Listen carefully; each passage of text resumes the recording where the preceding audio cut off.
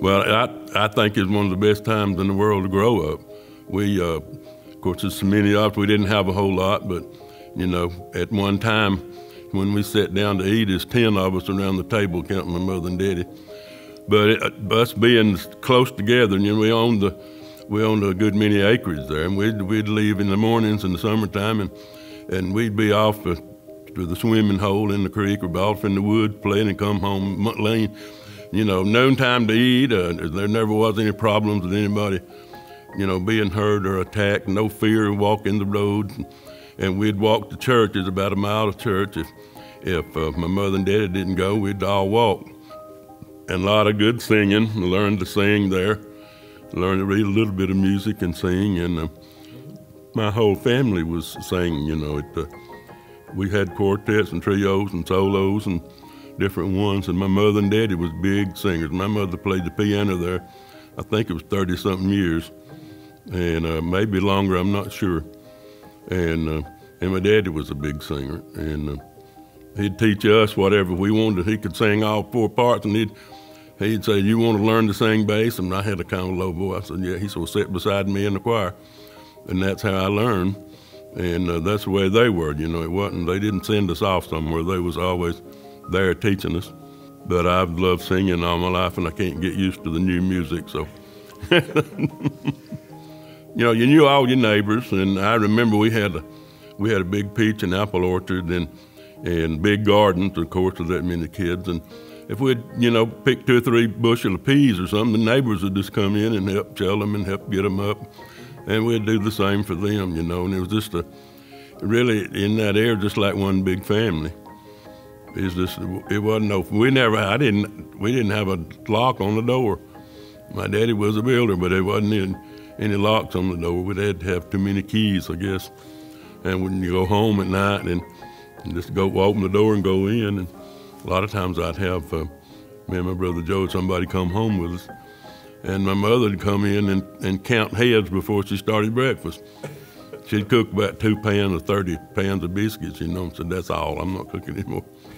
But it's just everybody loved being with us, and because there was so much of us, and so much she cooked so much, you know. Sure. Oh yeah, everybody came to town on Saturday. That's the only time you could buy groceries, they thought, you know, and of course most families like ours just had 1 car, and then on Saturday you had to do all your buying and stuff. But yeah, and you knew most everybody, you know, and speak to them, and all the old men that would sit up around the storefront, you know, and swap and trade knives and watches and argue about a quarter's difference in a knife, you know, and it was fun watching them. And of course, Dr. Cobble was there. Everybody knew Dr. Cobble. He's a fine, fine man. He always did. He did more for this area, I think, than anybody. He'd give our football physicals every year, and be at every game in case somebody got hurt, and was never took a dime for it. And everybody loved him, and of course I did too. You know, we knew all the stores, everything, you know, go in the store, and we could send our kids up to Mr. Eaton's, you know, and with a credit card or something, and they knew not to put a whole bunch on them, you know. They knew what we liked, what we usually bought, and they'd fix them right up. And you could go through town just about and see the cars. Oh, that's Mr. So-and-so's car. I guess they're in town. But it was a wonderful place to grow up. Coach Matthews was the closest man to me other than my father that I've ever known. He was one of the finest men I've ever known, one of the finest coaches.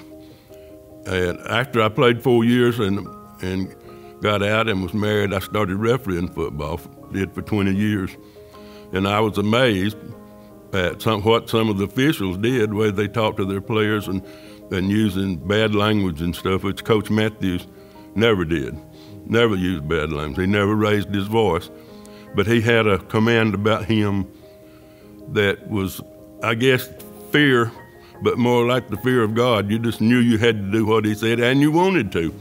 He made it that way, and he was one of the finest men I've ever known. And I stayed in touch with him and all the time, and And then when he got so sick, was at hospice, I was down there 2 or 3 times a day, you know, and I was privileged to be able to speak at his funeral. And he just meant so much to me and my whole family. It's been a good life.